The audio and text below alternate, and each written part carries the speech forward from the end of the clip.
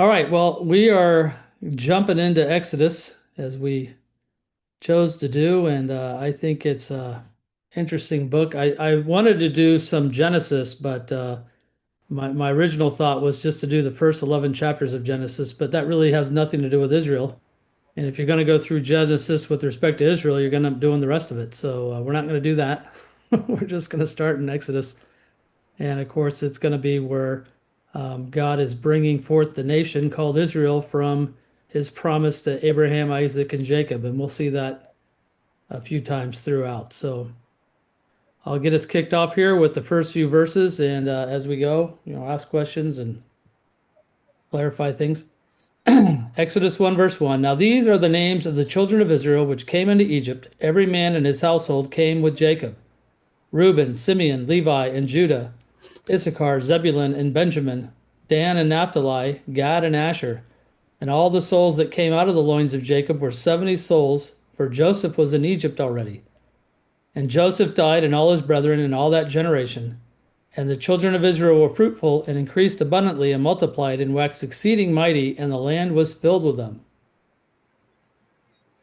So, one thing that is commonly focused on here is the number cited in verse 5. 70 souls, not counting Joseph and his sons. You have 70 came, Jacob being one of them, I guess.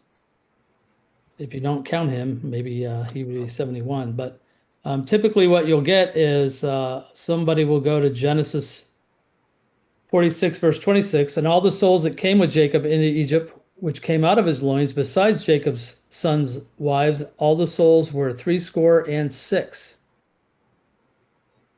So you have 66 mentioned in Genesis.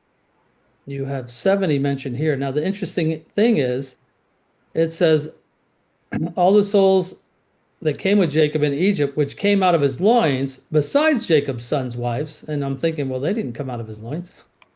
What does that mean? So they're evidently not being counted as part of the 66, I guess. But you have 70 mentioned in Exodus. And does anybody know where the other count is that's different? Oh, not right offhand. I forget the verse. I looked it up earlier, but it's 3 score and 15. So then sent Joseph and called his father Jacob to him and all his kindred, 3 score and 15 souls. So that's 75. Mm-hmm. So each has a different count. And what a lot of people presume is, well, you got an error in the Bible. Well, they're talking about three different counts. Now, we're not going to Yeah. go up and do this. I've done it before, and I don't think I got the 75 count right. Make it a little bit bigger. But I've tried, listing all the names and counting them so you can see exactly who's counted and not. I think I got the 75 wrong because I don't know. I think I heard somebody teach about counting the sons' wives because they're not counted in the other counts. But you're actually totaling up some different lists, and that's why there's different numbers. Some people want to try to correct the Bible, and I think things like the Septuagint might try to do that. Maybe some other versions, I don't really know, but there's different counts on purpose. They're all correct.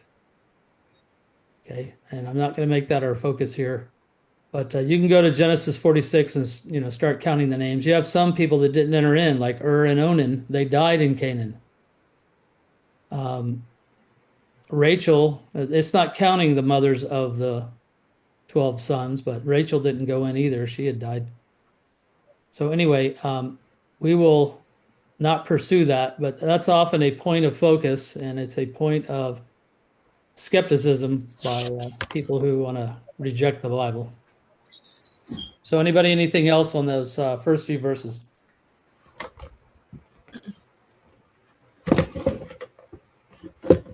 They're also not really listed in a particular order. Benjamin was born last, but I think maybe these might be the sons of the um, handmaids or concubines in verse 4. Don't know. Didn't go poke into that.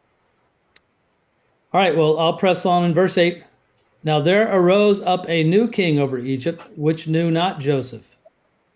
And he said unto his people, Behold, the people of the children of Israel were more and mightier than we. Come on, let us deal wisely with them, lest they multiply. And it come to pass that when there falleth out any war, they join also unto our enemies and fight against us. So get them up out of the land. Now, I'll pause there before I go on. A lot of people speculate this isn't even an Egyptian. They think this is someone who's come in to Egypt and taken over. And I think there's a scripture that talks about the king of Egypt being a Syrian or something like that. I don't quite remember. Again, I haven't really researched and prepared notes for some of these things that we're doing in some of the expositions. It's just a lot of work.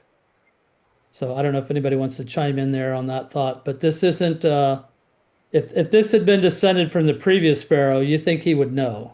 So it sounds reasonable, but this is a someone that's taken over the kingdom of Egypt.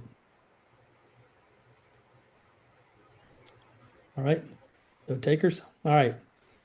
So obviously they're thinking we need to do something about the number of Hebrews or Israelites. All right, verse 11. Therefore they did set over them taskmasters to afflict them with their burdens, and they built for Pharaoh treasure cities, Pithom and Ramses. But the more they afflicted them, the more they multiplied and grew, and they were grieved because of the children of Israel.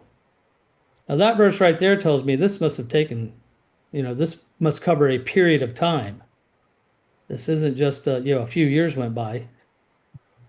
They have to be afflicting them for quite some time to say, well, they're multiplying even more than we were treating them, somewhat reasonably. So I don't know how many years would have gone by. It says Abraham's descendants would go down and return in I think 430 years, but the time of their affliction is something less than that, something about 200 plus. Some people have done the math. I don't have it prepared. All right, verse 13. And the Egyptians made the children of Israel to serve with rigor, and they made their lives bitter with hard bondage in mortar and in brick, and in all manner of service in the field. All their service wherein they made them serve was with rigor. And the king of Egypt spake to the Hebrew midwives, of which the name of one was Shiphrah, and the name of the other was Puah. And he said, When ye do the office of a midwife to the Hebrew women, and see them upon the stools, if it be a son, then ye shall kill him, but if it be a daughter, then she shall live. But the midwives feared God and did not as the king of Egypt commanded them, but saved the men children alive. And the king of Egypt called the midwives and said unto them, Why have ye done this thing, and have saved the men children alive?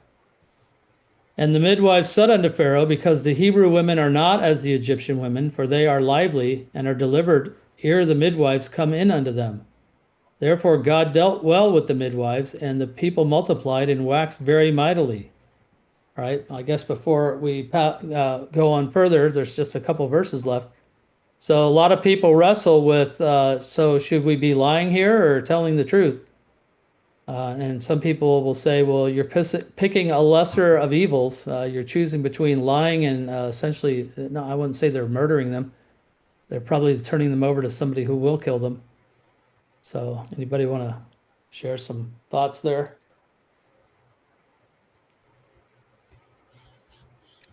It says God dealt well with the midwives.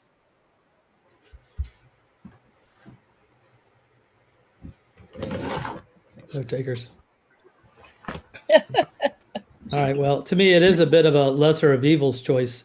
It would be worse to have the babies killed. What have they done? And so they've chosen to not follow the command and, in a sense, lie. By the time we get there, the baby's already born. And well, I don't know, why can't you kill him after the baby's been born? But all right, I'll press on. Verse 21. And it came to pass, because the midwives feared God, that he made them houses. And Pharaoh charged all his people, saying, Every son that is born ye shall cast into the river, and every daughter ye shall save alive. So I'm not sure why that it's still not being carried out, but I expect there were a lot that were killed. This is a type of what that happens in the New Testament. Right. Well, it makes you think that that some of the midwives gave their children to die. Well, we heard about two that didn't. What about all the other ones?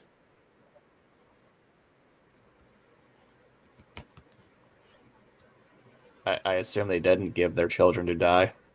So then I guess Pharaoh's just, putting up with that. I don't know. It obviously doesn't tell us, but I think this is a type of what happened in the time of Christ, where all the children 2 years and younger were killed. And of course, Jesus has already been taken by his parents and escaped, so he doesn't suffer the persecution. So it certainly doesn't tell us, but I think as a type, it may be likened to what happens elsewhere.